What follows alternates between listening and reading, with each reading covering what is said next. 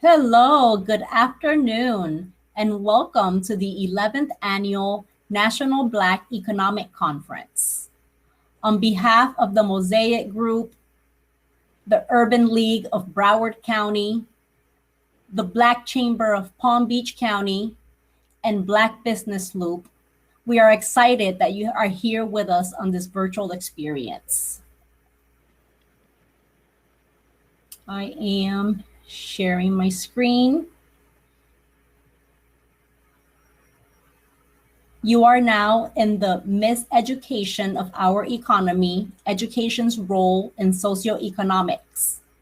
We'd like to first begin by thanking our sponsors, FPL, Discover the Palm Beaches, Complete Contract Consulting, who is bringing you this particular discussion, Greater Miami Convention and Visitors Bureau, Florida State Minority Supplier Development Council, South Florida Times, Miami Media Group, LLC, and Valley National Bank. I'd like to bring you a word from one of our sponsors. Excuse me as I share my screen.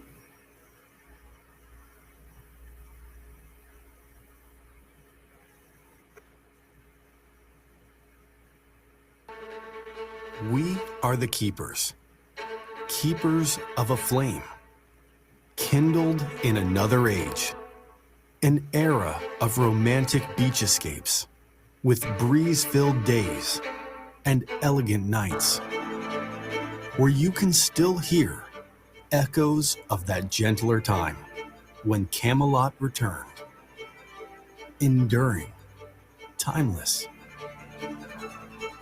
Sun-kissed sands embrace the warm Gulf Stream waters, and matchless service complements definitive style.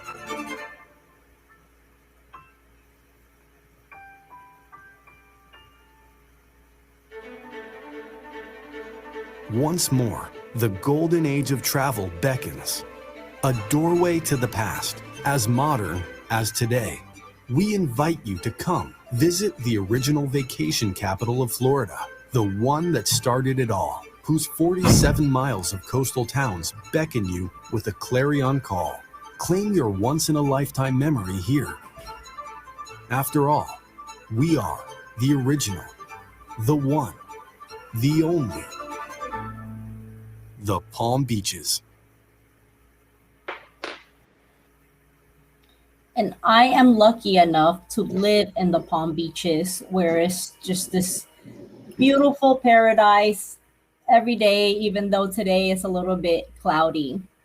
On today's panel, first of all, I'd like to welcome Anne-Marie Sorrell, who's joining us, who has been bringing this conference nationally for 11 years now. Anne-Marie? Good afternoon, everyone. I just wanted to say a quick few words before we start with our afternoon and our final panel discussion for the day, which this one is, as all of them are just near and dear to my heart. I hope that everyone who's been participating in the conference has enjoyed and just really gotten a lot of information and knowledge. I know I have from all of our dynamic thought leaders and just the information that they brought, the resources, the opportunities. And so this is just going to be another dynamic panel for you to participate in. And I just want to also just, thank our sponsors again, thank our community partners, as well as our team for all the hard work that they have done to bring this conference to you.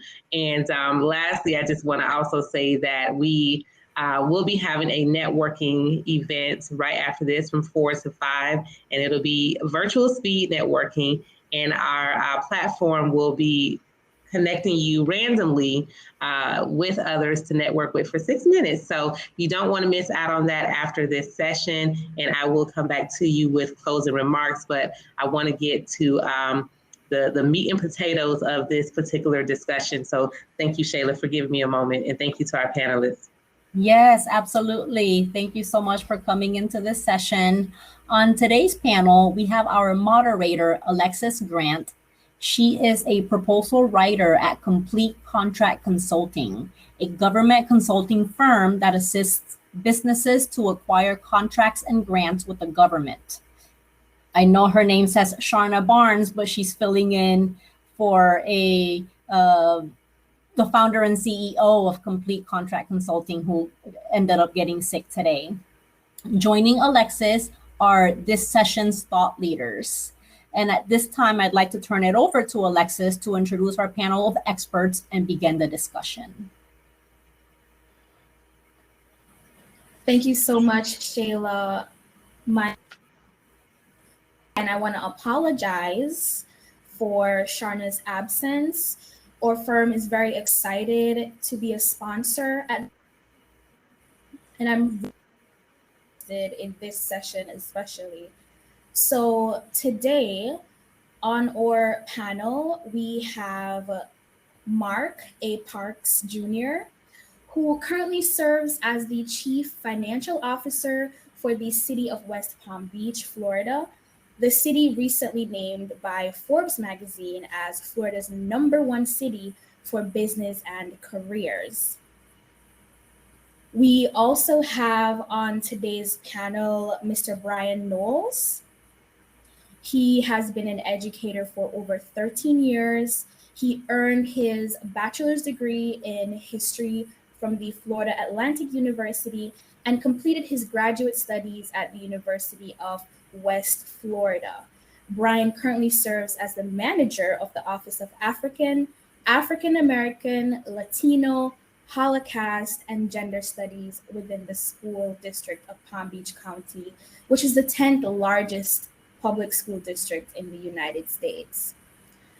Also on our panel today, we have Gervonta Tay Edmonds, who is the founder and CEO of Suits for Seniors, which is the nation's fastest growing youth preparedness program. Mr. Edmonds prides himself on being a public speaker, entrepreneur, educator, author, and a philanthropist.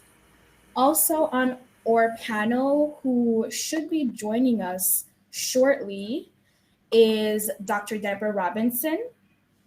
Dr. Robinson grew up in Flint, Michigan, graduated from Flint Central High School in 1974 and Michigan State University in 1977 with a Bachelor of Science degree in biology with honors. Additionally, she's a proud graduate of Howard University College of Medicine class of 1971. I want to say a big thank you to all of our panelists, and we are going to jump right into our discussion. I would love for each of you to briefly share your background and the role you play in education and socioeconomics. We can go ahead and start with Mr. Parks.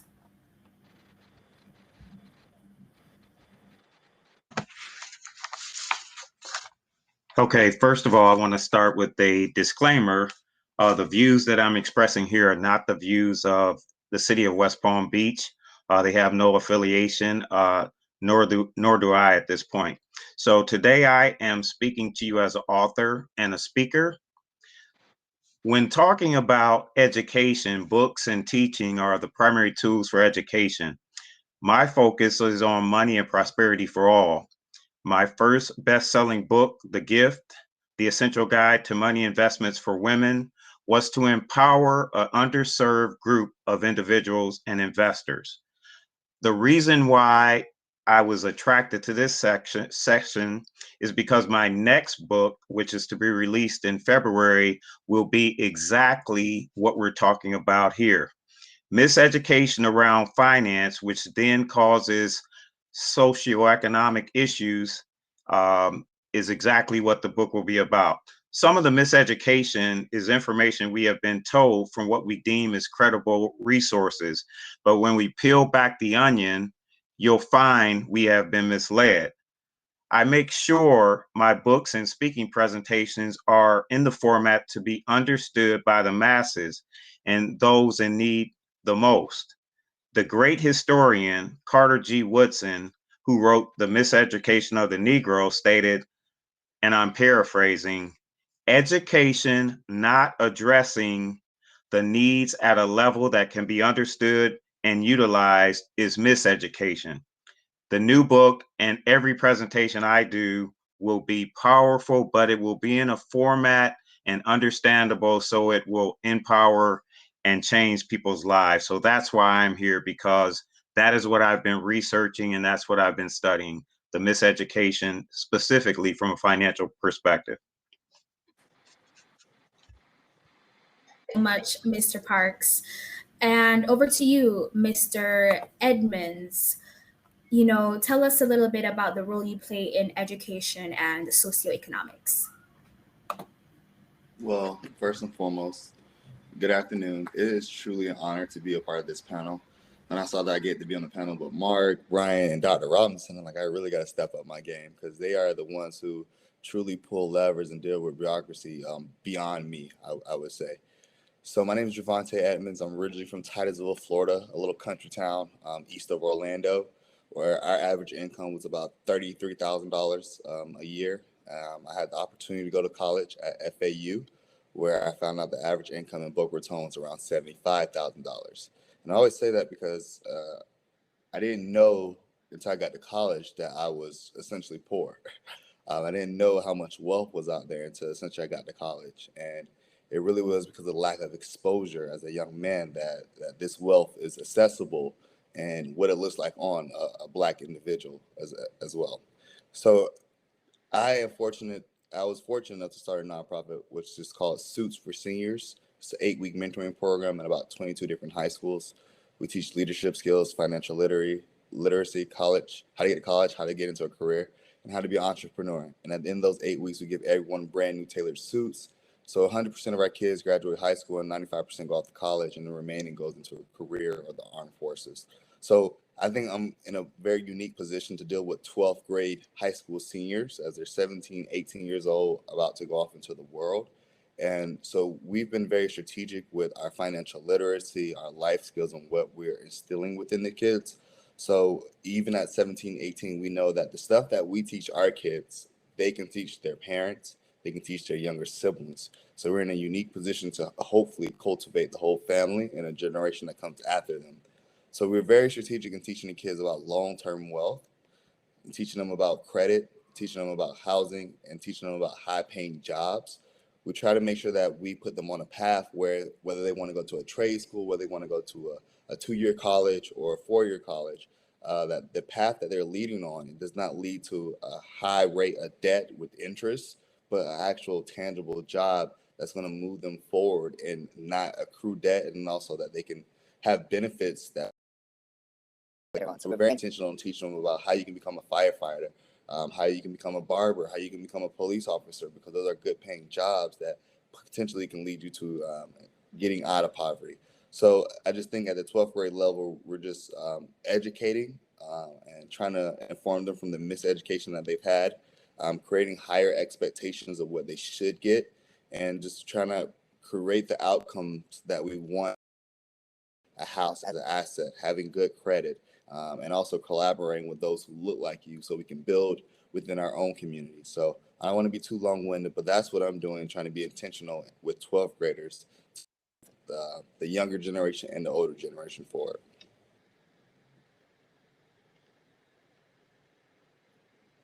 Thank you so much, Mr. Edmonds. And over to you, Mr. Knowles. Tell us a little bit more about the role you play in education and socioeconomics. I'm sorry, it seems like you're muted still.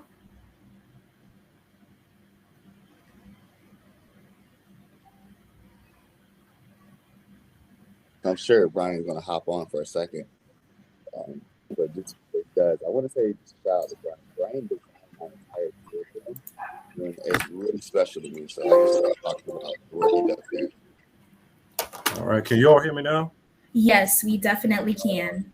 Yeah, my apologies. I'm having all these technical difficulties right as we jump on. Like, I've been using my computer all day, and all of a sudden, as we get here, just like everything wants to go wrong. My camera's blurry and everything, but I'm gonna, kind of roll with it here. Javante, thank you for that shout out. I appreciate you, brother. You got a real powerful program, and I'm just happy to be blessed to be able to support you. But I'm Brian Knowles. I work for the School District of Palm Beach County as a manager of the Office of African American, Latino, Holocaust, and Gender Studies. I'm a native of right here in Riviera Beach. Actually, I was born and raised right in Riviera Beach. I'm actually fifth generation Palm Beach County.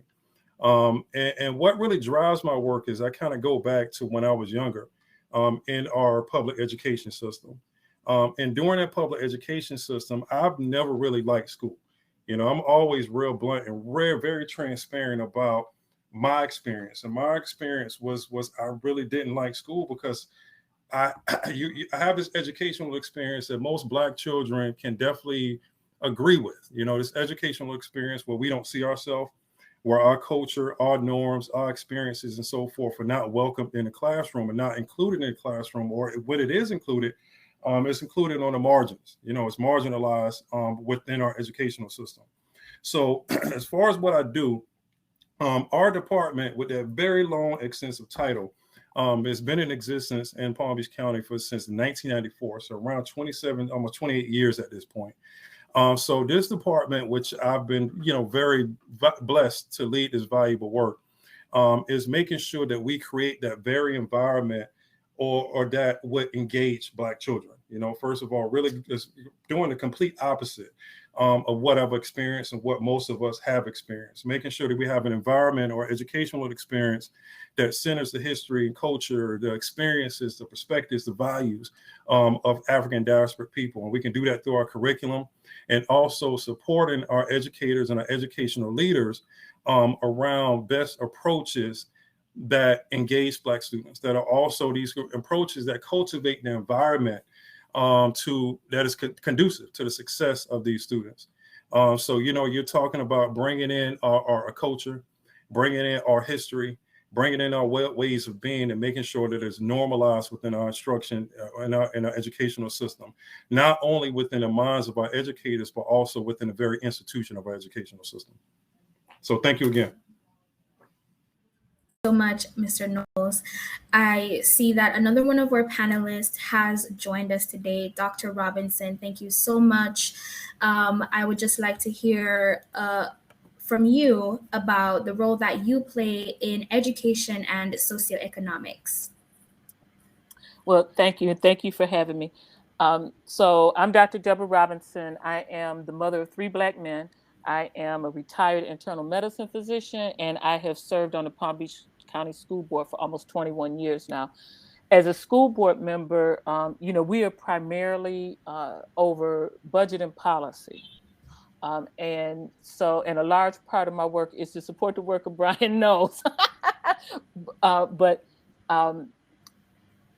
in terms of socioeconomics, I think that I have to split the two.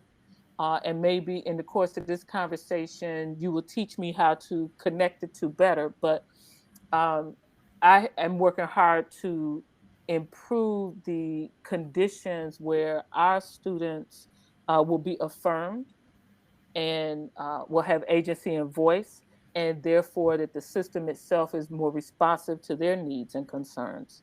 On the economic side, I think we fall short, admittedly. There's some statute now on financial literacy, which does not dig deep enough. And so I think that there's room for partnerships and growth. Awesome. Thank you so much. So we're going to go ahead and jump right into today's discussion. And I have a question for Mr. Parks. So many of the disparities in our community all tie back to economics, employment, housing, entrepreneurship, wealth, etc. What does this mean to you in your body of work? Okay, for me, one of my focuses is on what we talk about and what we hear. The primary way that anyone gets information is through the spoken word and the written word. And what I find is so often that what we're being told and what we're being taught is shaping our our lives. And sometimes, as I mentioned earlier, it's miseducation. I have a statistic that says 55% of white Republicans believe Blacks are worse off because they don't have the motivation or the willpower to pull themselves up from poverty. Democrats, while acknowledging some of the racist policies like FHA, for instance, not loaning money to Blacks, et cetera, during the 50s and 60s, still have 26% who believe that it's the laziness, et cetera, that's holding us back. But it's the information that we continue to hear. If you continue to hear that you are the poorest, the least educated, the least healthy, you live in the worst neighborhoods, then at some point it may become a self-fulfilling prophecy. But one of the things that happens is there are whites in poverty as well, but they've separated themselves from the mainstream, and they, unfortunately call that particular group trash. But the poverty rate for white people is 7.3%. That's 14.2 million people compared to Blacks with 8.1 million. So when we continue to say that one group is doing so much worse than the other, we want to make sure that everybody is educated that it's not just our struggle, it's an American struggle. It's not just the minorities who are struggling. There's a whole lot of poor people who need a hand up. Now, one of the things that I've discovered in my research is that some of the policies historically have been slanted and, towards the majority. And why is that? Obviously, first of all, I come from the hood. I grew up in the hood, and I spend time there every year. Matter of fact, I'll be going back to my neighborhood next week for one of the largest alumni events in the country. We have a very large alumni urban organization. So I go there all the time. And some of the stories of challenges that some of the people who I grew up with have are amazing to me. I mean, they kind of shake me because I didn't realize that some of these challenges still exist. So my point is, if I'm a Black man from the hood who goes there all the time, how is a millionaire or a billionaire who's making these laws going to put something in place that will protect and put us in a position to win? Just when you think about some of the simple tax policies, for instance, when you apply them across the board, they don't work for certain demographics. One being, say, for instance, the deduction that you get for housing. Because the majority demographic gets larger properties and they're more expensive, some of which the Black people were disallowed to buy early on, they're going to get the benefit of that tax deduction, whereas the minorities fall short of being able to take advantage of those types of things. And there's many examples of this type of thing in the tax code. And that's just one of the areas where you have these disparities. So in order for us to get rid of this, first of all, we have to educate people on what's going on, because so many times people heard, if I buy a house, I get a tax break. And then you go and you do their taxes, and I've done taxes for over 30 years. They don't get a tax break because the house was not expensive enough and it didn't reach that threshold which would have gave them the benefit of that. So there's so many laws that were made, but they were made by people who have no comprehension of what the rest of the people need. So it's going to take lobbying and people who are in office or aspiring to be. We have Dr. Robinson, who's been putting policy in the school board for years, and then Tay, who's on his way. So we need those people to speak up and make things happen to put stuff in place that will protect all of us. Much, Mr. Parks. Very, very salient points. My next question is for Mr. Edmonds. Oh. Equity is a word that is being widely used across sectors. What does equity mean in education from K to 12 and throughout post-secondary?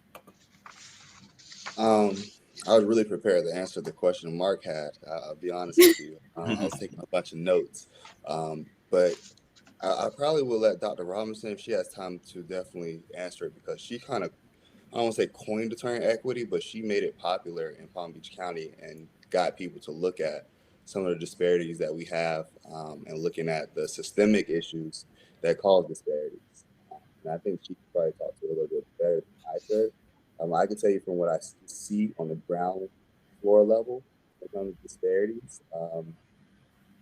So there's a school in Lake Worth called South Intensive Transition. They just moved to White Beach, but before then they were in Lake Worth. And when you walk into their campus, it was like a building, and then some of their classrooms were portables and out of date.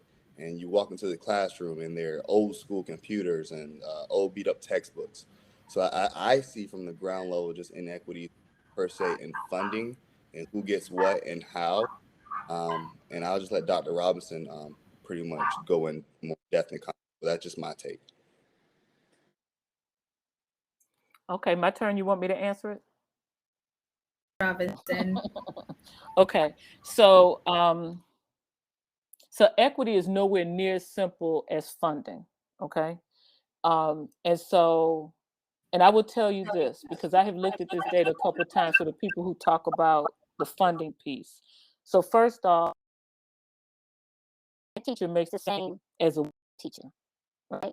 So it's not just funding. It's a lot of detailed weeds in there that have numerous obstacles. The other piece is because of some of the categories, other grants, if you look at dollars per child, some of our, like the school that you named, Mr. Edmonds, actually has more funding dollars per child school than some of the schools that look better, right? It's not just funding, it is like what you do, right? But what equity is. So in my opinion, my definition of equity has always been equal outcomes, right? Or as I tell them at the school district, it's as simple as I can put it, is bless them according to their needs, right? And so like I actually have an algebraic definition of equity for these people, but we need to look at equal outcomes. And so we need to define what those expected outcomes are. And at the school district, I'm trying to get us to do what I call the portrait of a graduate.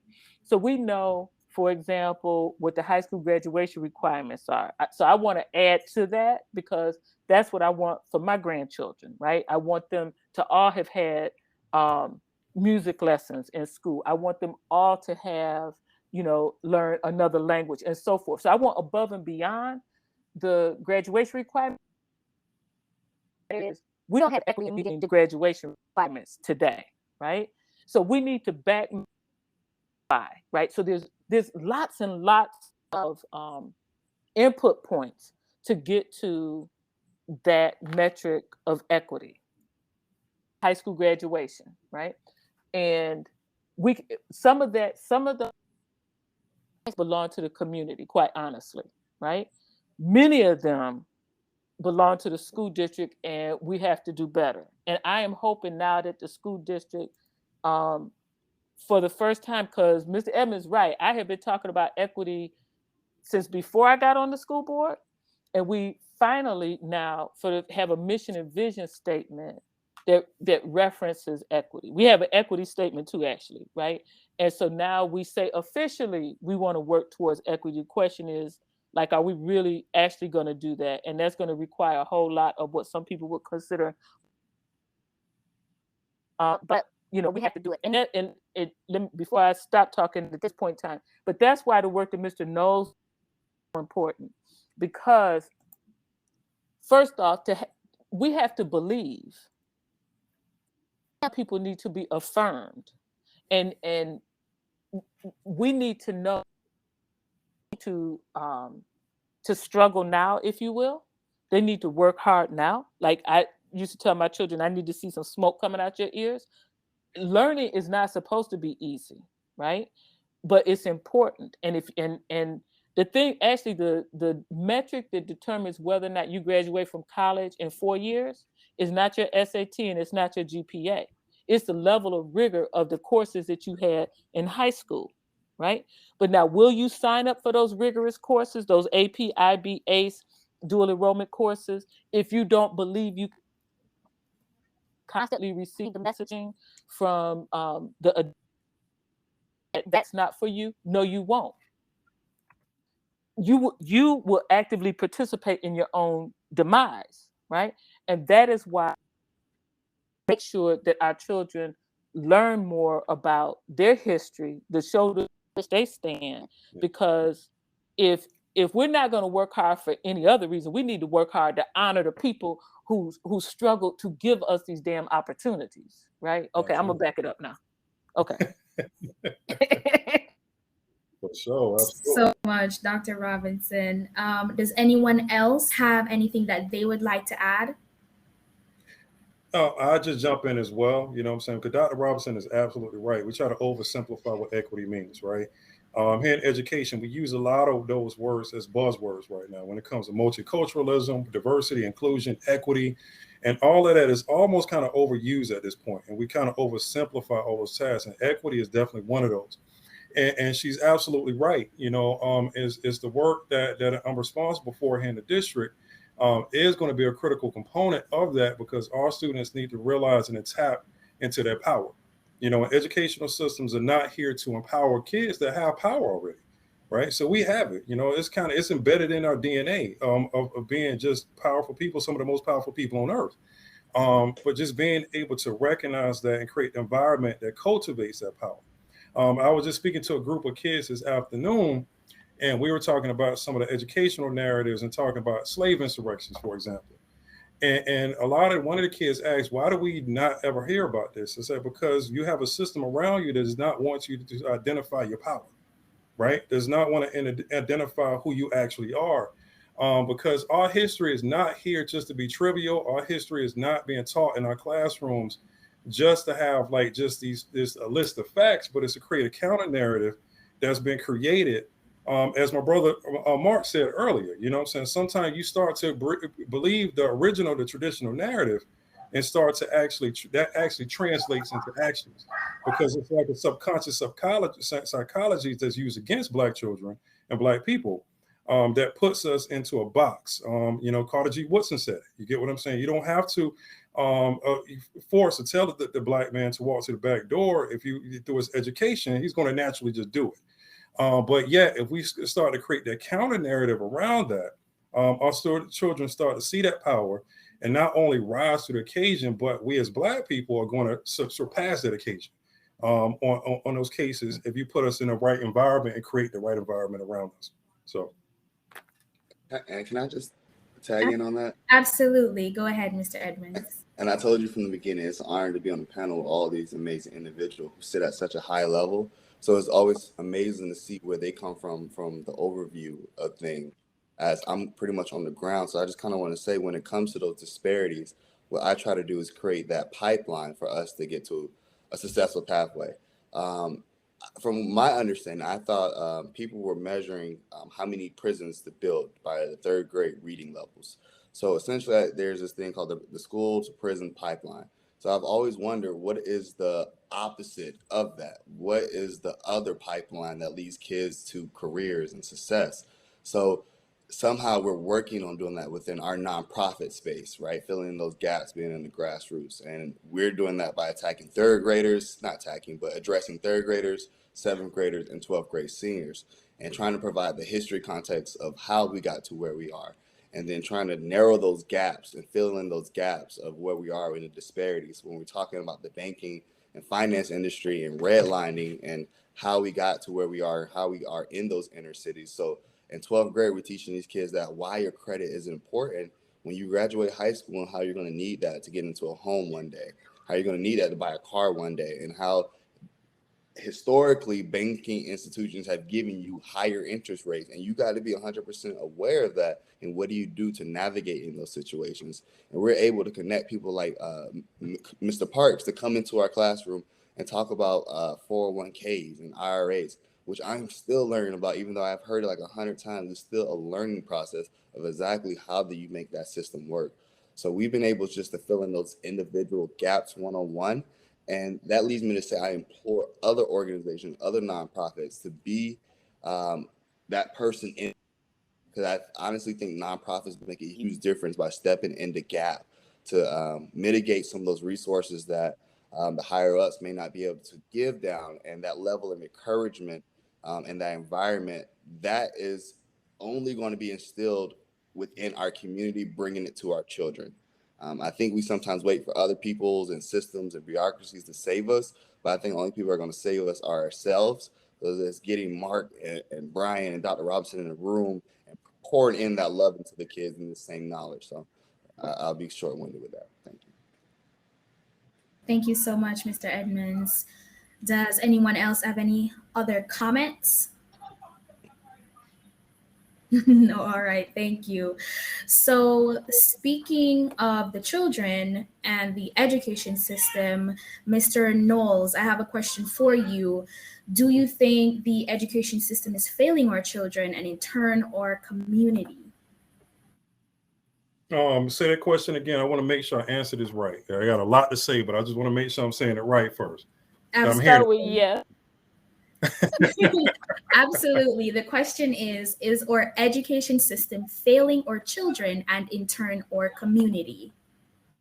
Yes, just like Dr. Robinson say, yes. I'm going to say our educational system is failing everybody, right? You've seen some of our recent board meetings, and you see how even our white community, even some of the comments and ways of thinking, even from our white community, our educational system is failing everybody.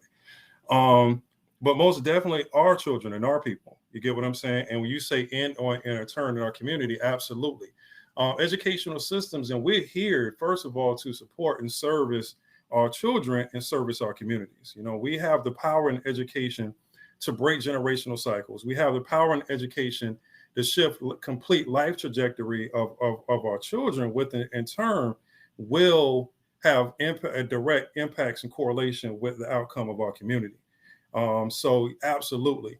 We're doing it in so many ways. If you want to kind of get specific of how we're failing our children, first of all, we have to kind of even go back.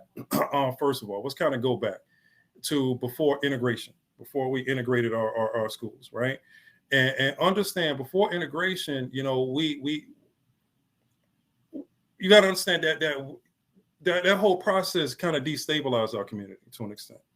I hear stories from elders, I hear stories from my parents and so forth at the state of Black businesses, how, even when it came to Black schools, the performance, because one of the common narratives that we paint is before integration, Blacks came from these substandard schools, right? Yes, we may have substandard funding and infrastructure, but yet the performance and Black excellence that came out of those schools far excel what we have now, right? So yeah, you get what I'm saying? So, saying that and really creating a counter narrative around what our educational system is doing to our children and in terms of our community, we've seen that since integration. We've seen our children being brought into educational systems. And when I say specifically, how we fell in them, educational systems first that weren't designed for Black children. Right. We're talking about the foundations of educational pedagogy, which was traditionally designed for white girls. And we integrate our children and we create the access into those educational institutions that weren't designed for Black children in the first way. You have educators that weren't culturally competent and understanding the culture, the ways of being, the perspectives, the values, and just the way of living for Black people. And then we leave these people responsible for educating our children. In addition to textbooks and instructional materials that didn't include our history, that doesn't include our very existence within that, has had adverse effects on the way that our children view themselves.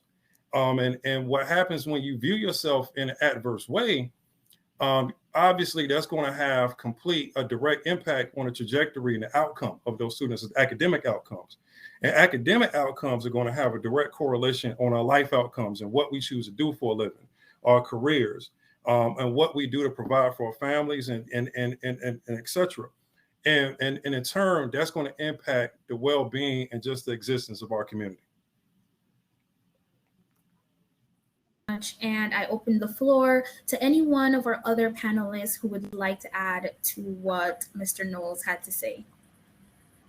Well, I'll just speak briefly, because something that he said really kind of touched or tickled something in me.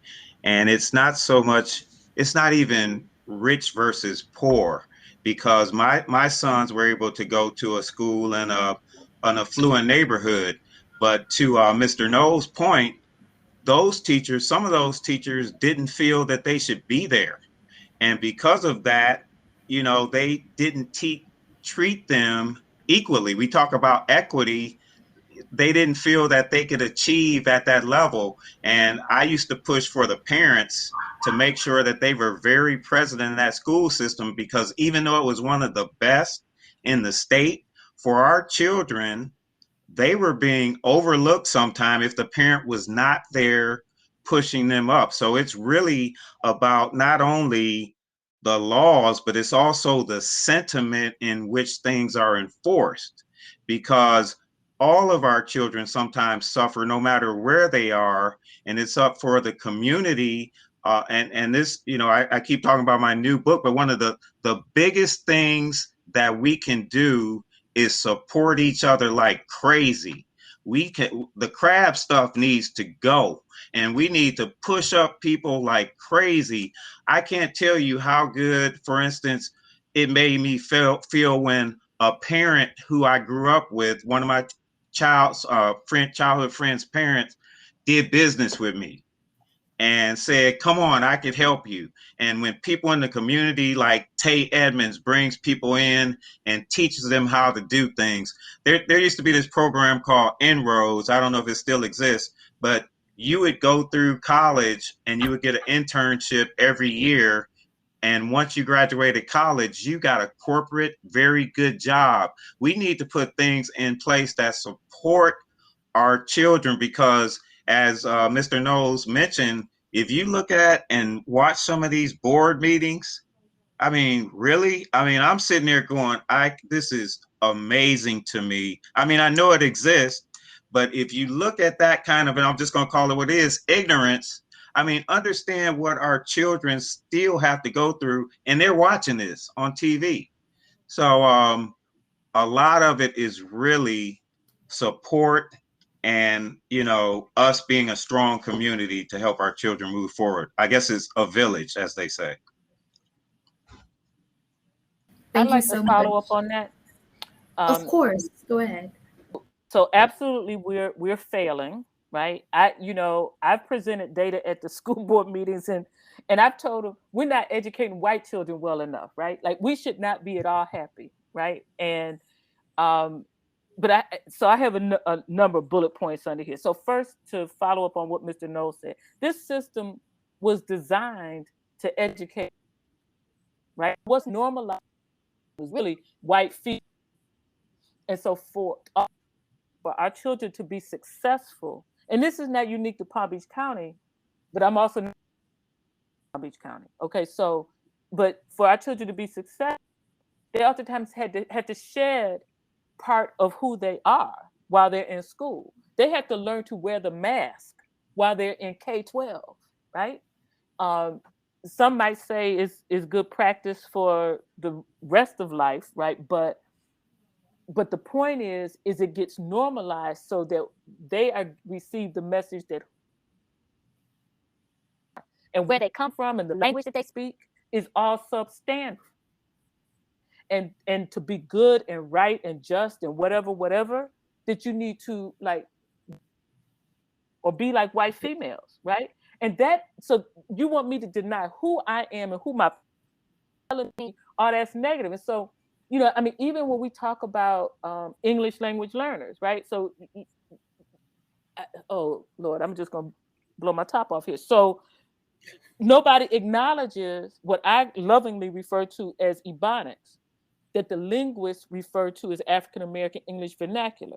So now, if a child is testing poorly on the English exams and their home language, are we not providing them with the support that children whose home language is Spanish receive? Okay, that's like a whole nother rabbit hole to run down. But I want to follow up on another point though. One of my many blessings that my father graduated from Howard University Law School in 1956. So, and actually, y'all see my people back there, right? Okay, I'm sorry, but I keep them with me because that I am honoring in my work. So, but my father graduated from Howard Law School in 56. So this was when he was in law school when Brown versus Board. He told me in no uncertain terms, Brown versus Board was never about integration or sitting next to white children in class. It was never about that. It was about having access to, right? And they knew that as long as there was separate, Black children would not get the same resources, right? And so this was their strategy so that Black students would get the same resources. What they did not realize, or if they did, I don't think they realized it, was that when Black children go into this classroom where this white female culture is normalized and considered as good, that something is taken from, like like death by 1,000 cuts, right? And that's why when we did our mission statement and all, I used the words affirm, and that's very important to me. People are affirmed that they are good and right in who they are and to the table. They might not manifest their gifts the way, Susie Q does, but nevertheless, they are good, they are valuable, and they are gifts to us. And we need to interact with them in that way. And so, we're falling way short. I mean, just way short. Okay, one more thing. Say the community's falling. Okay, so because, and you never hear me say this at a school board meeting, but it hurts my heart. I don't get. I know this sounds bad. I should be accosted in the grocery store about reading scores. I'm just telling you. People don't run up on me and say, how come our children are reading better? We don't expect enough as a community, right?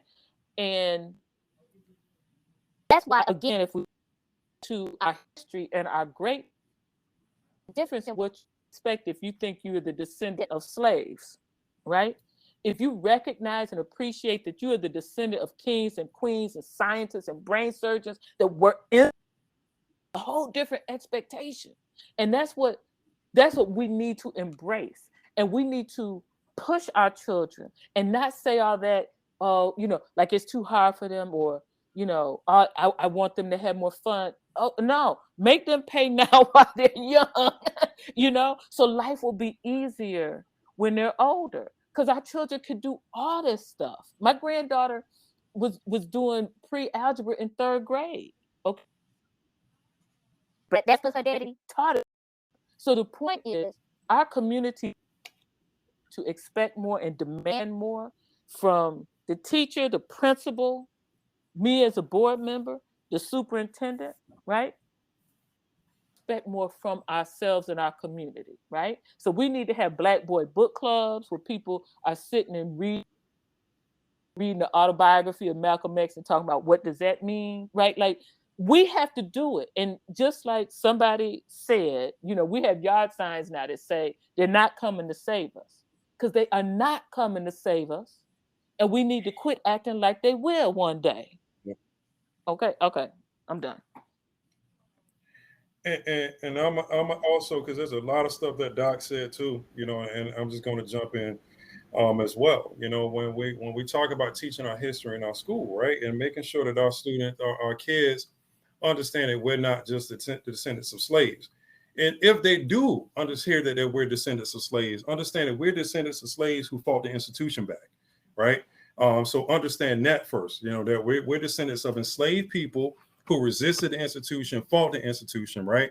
Because we have a habit of teaching Black history within a framework of only oppression, slavery, domestic terror, all of those negative aspects which existed in our history. But yet we don't really teach the narrative that, like, first of all, like she said, that we're descendants of the first astronomers, science, mathematicians, explorers, the first progenitors of civilization, right? So first of all, that's who we come from.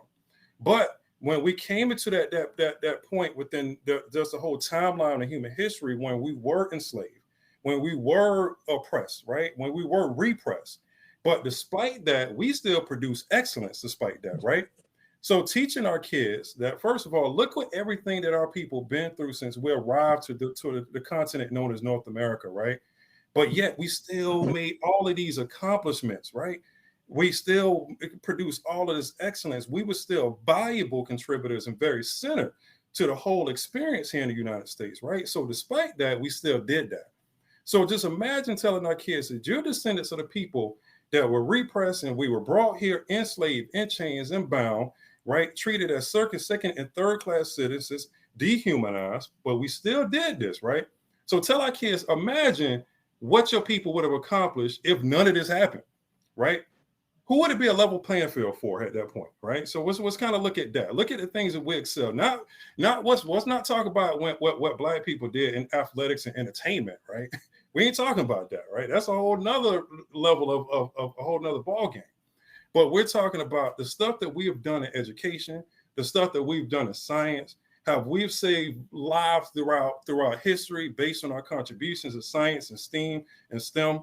But teaching our kids that so they understand that I stand on the shoulders of greatness and greatness lives within me, right? And also another layer to that is making sure that our kids understand that history also happens right here in our local community, right? Because we kind of teach history as a segment that happened in the past and it happened far away. But you live right here where there's a lot of contributions. There's a lot of valuable people who have done things even to the development of Palm Beach County. So just understanding that and really, really centering our history and our culture in the schools. And like I said previously, even like Dr. Robinson said, is that we have an educational system that was not designed for us, that we were integrated in that, right? So sometimes as Black people, we have to be careful when we say access. Access to what? All right, first of all, are we giving access to a system that's not designed for us? But when we ask for access, we need to make sure that we have access in a system that's going to be remediated and fixed before we enter, or not fixed, but because the system works for certain people, but a system that is designed that accommodates us as well. So much. I'm sure we can all agree that this has been a very riveting discussion. And you guys have actually already touched on some of the other questions that I have, but I want to hear from Mr. Edmonds. You touched a little bit on this previously. How else do we as parents, businesses, leaders, and the community at large promote or encourage innovation, creativity, and Black student excellence in our youth? Okay. So yes, there's a lot to digest here. I just love hearing from the different perspectives of all these amazing educators on the call. I really think in nonprofit world, they ask us whenever we're providing a service, is it a wraparound service? And what that means is whatever you offer, are there follow-ups and certain levels of security that will help carry along whatever service that you have? And I use that term wraparound services because I think we have to create a wraparound blanket around our kids and our children and the expectations and the outcomes of what we're trying to produce. So I always talk about the school to prison pipeline, right? And how we have to have a parallel pipeline for that. And I really believe that is going to be created by community, our parents and our teachers, that starting from the third grade, as Dr. Robinson said, that we're aware on that. I think we're reading only 54% on grade proficiency, that we have to be aware that we have to wrap around and have people out there teaching the kids the importance of reading, why it's important, And then moving on into 7th grade, I would love to see us having apprenticeship programs already prepared for our middle school kids. So by the time they graduate high school, they have options for themselves, whether they want to go to college or not. They have a certificate in apprenticeship, whether it's plumbing, HVAC, electrician, but it gives them options. So what I'm really saying is that we have to, as a community, build this strategic pipeline for our kids that when they're in 3rd grade, we're pushing them incentives of reading. When they're in middle school, we're talking about STEM programs with them to see that they can have options. And when they graduate high school, I think, as Mark said, he had a program called Inroads that I think that was after college, but still after high school, there should be a summer internships that prepare you into what college major that you want to be in. They say that in college, major about 6 different times, which leads to a longer amount of long-term payments, accrued and interest and debt. So we can circumvent those issues where we can give our kids out of high school a summertime job to give them some exposure so they can be intentional in college. And when they graduate college, they also have a job opportunity when they leave. And it would be nice to have all of this Black, right? A Black internship with a Black employer to get the experience of what that culture is like. When you graduate, you get into a Black career field, not a Black career field, but you're a Black employer and led and get the knowledge. But we know that may not be the most realistic when we're only still 12% of it.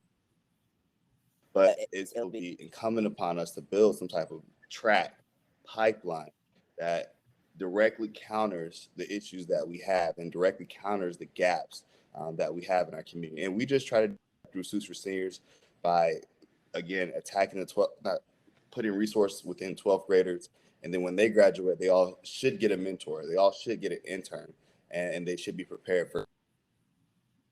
I think a lot of this comes down to the bottom line, money. Having that access, resource, and capital to fund these different ideas and projects and put these initiatives in place. And that money should come from us as Black folks building our own businesses and resources and buying Black, banking Black, and bouncing the dollar in our community, and therefore build other communities. I'm not sure how the Asian community does it or the Jewish community does it, but it seems like they just stay within their cultures and bank and put their resources together to therefore invest into their children to build a pipeline. So when Gary graduates high school, Gary's dad's neighbor is already a doctor, so he already has a position within that community. So I would like to see us do those same elements to be unified to create that track for our kids to succeed. So sorry to be long-winded. Awesome. Anyone else have anything to add to what Mr. Edmonds had to say? All right. So again, this is very similar to what Mr. Edmonds just spoke about, but I really want to hear from the other panelists regarding the fact that a college education is often the only option given to children if they want to be successful in life. However, as Mr. Edmonds said, there are many other alternatives, trades, vocational training, etc. Can you share your thoughts and solutions on this? I'll go. Thank you. I did want to touch on one piece of the other question, and actually I think in certain areas there is good news. My area is money management and finance, and I've been drilling that into people for almost 30 years that we need to get on track with that. And what I will tell you is people from, I'll say 36 down are embracing that. I mean, with these new technologies like the Robinhood and all these other platforms that didn't exist when you just had like Smith Barney and Merrill Lynch and all of that. So I will say that the youth have a preponderance of information that is provided to them by the internet and social media, because, you know, I'll give my age away, but we used to have something called a card catalog, and you had to go to this place called a library and get this thing called a book. And if you had a question, that was a process. Now you could just type it in and you get like 100 answers. So our children do have options. Now college, One thing I found is that college, and people don't like to hear this sometimes, but college is not for everybody. But what has happened is a lot of for-profit colleges have come on board, and these are the colleges that are aimed at, Tyrone, who's laying on a couch every day, and finally he gets up and goes to this college. He stays there for a couple of weeks, and then he has this big student loan debt, but he doesn't get the program that will take him to a better life. But there are trades that make a whole lot of money. And the reality is, and this happened to me years ago in the National Black MBA Association. We had a speaker who asked that group of about 50 people, how many of you have a business? I was the only one who raised my hand. So if you have an MBA and you're telling me that your only option is to go somewhere and get a job, that's kind of like sad, right? Because you have all this knowledge and you haven't went out there and started to build a community for yourself and for ourselves. So the trades make that thing happen. You got these trade people who come out, plumbers, for instance, you pay them a whole lot of money. So we want to start to encourage people to do those type of things, because if you become a good plumber, you can make a lot of money, and then you could train a good plumber, and then you could train another one. And if you're good, you'll have business all day, every day. And we just need to make sure that our kids understand that college is not the only way. But one of the things that sometimes happens in our community, people don't reach back and bring people up to work with them. But if we start gearing them towards the trades, and again, those people with the MBAs, maybe help them develop their business, we could have something really going on in the community. So we should not discourage people for going a different direction. College is not for everybody. So that's my thoughts on that particular issue. Can I be super quick? Go ahead, real quick. Brian, you have something? Yeah, I was gonna say something, but go ahead, bro. You start first. I'm gonna jump in real quick. Okay. So for me, in my world, there's like reality, and then there's like the perfect world, right? So in the perfect world, what I would love to see is that Black folks own everything they're exploited for. So whether it's the culture of their hair, the food, that they can own and enterprise every single thing that we create for the society that people otherwise benefit from. So if there's a dance that came out that Black folks created, that dance is copyright, trademark, whatever the case may be, and then leased out to other people who want to do that dance, but it only benefits those who are Black. And that goes along. We had an investment firm to launch all of our enterprises and ideas and everything that we do in this country and make it in a legal format. And we, again, invest in each other, we would run it. Imagine if we had the Black MBA. So, yeah, I'm done. And also, I just want to, because one of the things that Mr. Parks mentioned is around, making, that college may not be for everybody, right? So we want to make sure, first of all, that we expose and allow, present that opportunity for all of our children, right? And I do agree with you. So, and sometimes when you say that, people start to jump on you for that, right? And I 100% agree, and I've seen experiences, and I've had even my former students that never went to college is sitting up making more money than I am legally. Right. Let's point that out. Right. But we got to understand also that when we're talking about exposing our children to like different avenues and different trajectories, is the state of our current educational system, does it allow that to happen? First of all, right. So with standardization, one of the things when we're talking about standardization is everything in our schools is really kind of focused on the test. Right. And using mechanisms that evaluate knowledge and understanding and demonstration of mastery, using like instruments and tools that does not allow kids, first of all, to tap in some of their innate gifts, right? And what I mean by that is that, we use evaluative tools that really kind of correlates with standardized testing that does not allow kids to explore ingenuity, artistic ability, persuasive speech, leadership skills, entrepreneurial skills, and some of those skills that may take them in different directions. And plus, it kind of pigeonholes educators and teachers and people who work at school sites not to have that opportunity to start to explore and be more creative in our instructional approaches in a classroom that allows and even exposes our kids to different careers and different options and different ways of life and being. because we have this standardization. When we constantly just assess kids all day and be prepared for these high stakes tests. So may I comment on that question, or are we running out of time? We definitely are running out of time. I just want to go ahead and give you all 30 seconds to share any closing thoughts or golden nuggets that you'd like to give our audience before we close out today. I'll start. I'll just say quickly. First, thank you. The platform. I'm just happy to be always on the platform with just a bunch. All right, so I want to kind of point that out.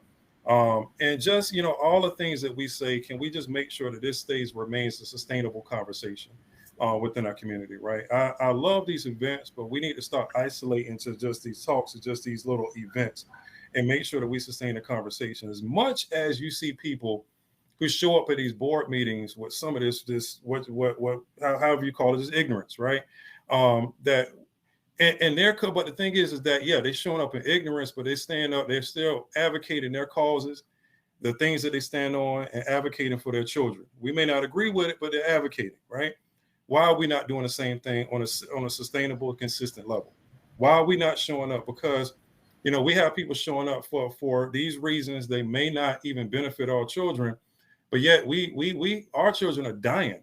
We're suffering. We're not, our communities are at stake.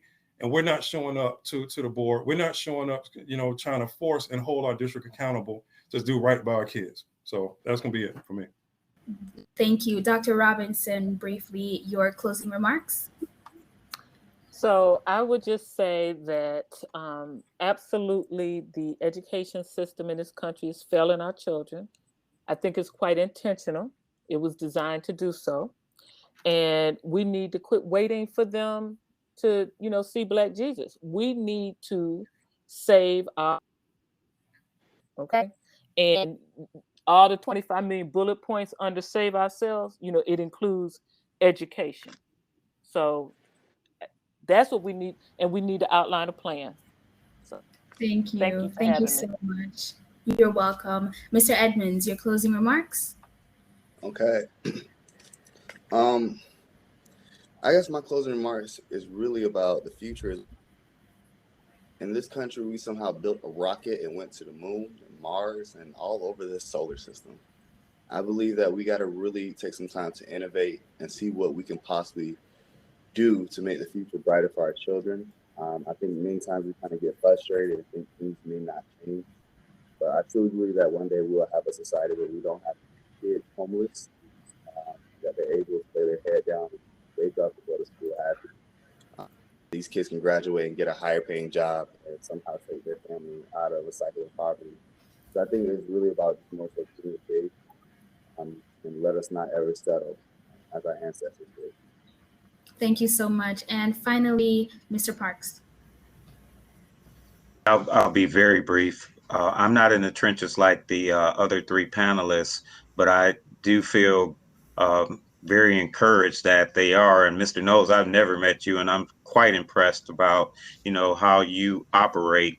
I just want to kind of talk about a point that you mentioned, Mr. Knowles, is that we come from kings and queens, and the reality is we literally and physically built this country, and that should never be forgotten.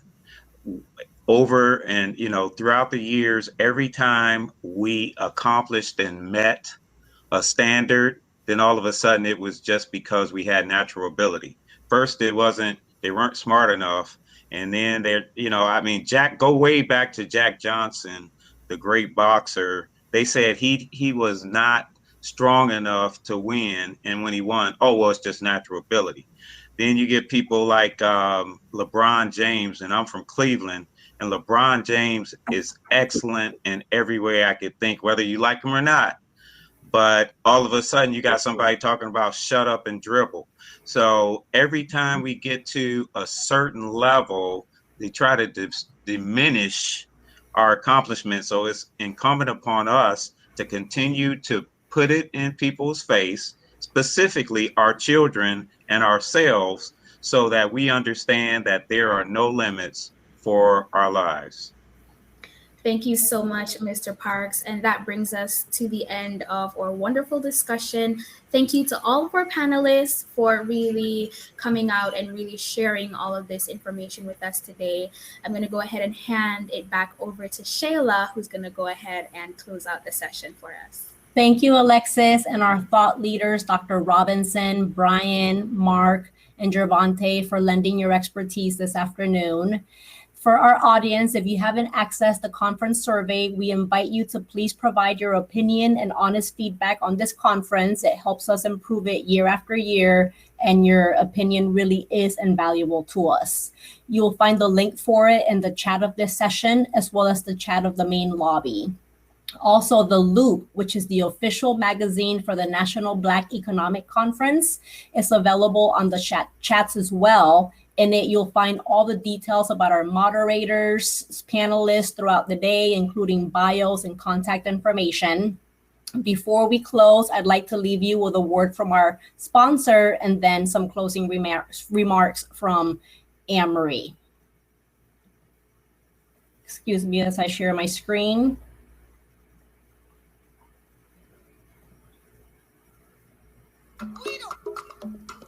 The pulse, it quickens.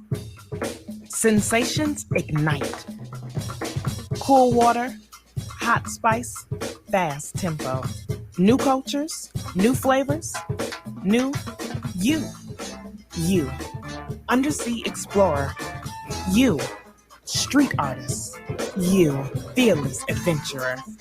Salsa dancing to Latin beats, exploring history and heritage. Flying across a wild river of grass. Sense of time, it's lost.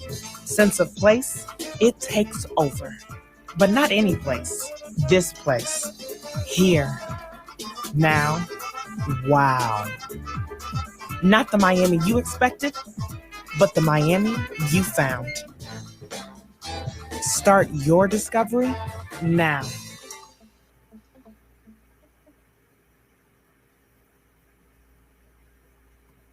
Anne-Marie, take it away, lady. You're on mute. Said, oh, wow, I'm so full. Number one, thank you to our closing panel. It took everything in me not to jump in this conversation. It was just such an engaging conversation, and it's more than what myself and our team had imagined it to be, and it's such an important discussion. And this is actually the first time in the 11 years I've been doing this conference that we added education into the conversation, and we felt that it was so important, and we'll be continuing to do that, and education from a K through 12 standpoint, and we'll be doing that each year moving forward. So thank you for being a part of this inaugural discussion. But it's so important we're talking about generational wealth, because we have to have that mindset shift from an early start. But even beyond that, we have to get back to our power. I think Mr. Knowles highlighted that, our true power of who we are, our true innovation. We're the original innovators. We're the original builders of civilization. We excel at every single thing that we do as a people. And so it's very important that we instill that into our children at a very young age. So this is only the beginning of not just the discussion, but our solutions. So thank you for participating. I think those who are in the audience, we all have a role to play in our community, whether it's showing up at a school board meeting or being involved in your parent organizations and associations, or getting involved in supporting charities like Suits for Seniors, and so many other things that we do, as well as building our own ways to save ourselves. This conference is just one of the ways that we're looking at solutions to save ourselves, to build our community, build our Black economy. So I hope that everyone who has participated today have gotten a wealth of knowledge. We started off with the state of Black business. We took you through how to go global. What are the emerging markets and industries, from infrastructure to renewable energy to cryptocurrency and technology, investing in real estate, cannabis, and so much more we took you through today. And everyone who registered, including all of our speakers, you have access to all of this content for 30 days. So if you missed anything today, you can simply log in and replay everything that you missed. That's the beauty of doing a virtual conference. We're not done though. We have a power networking session that's going to kick off in a few minutes. And so if you just go back to the main lobby and click on networking, I believe that will take you into our networking session. Also, please feel free to go to, when you go back to the lobby, go to the expo and visit our sponsor booths. So that way you can take a look and check them out and connect with them.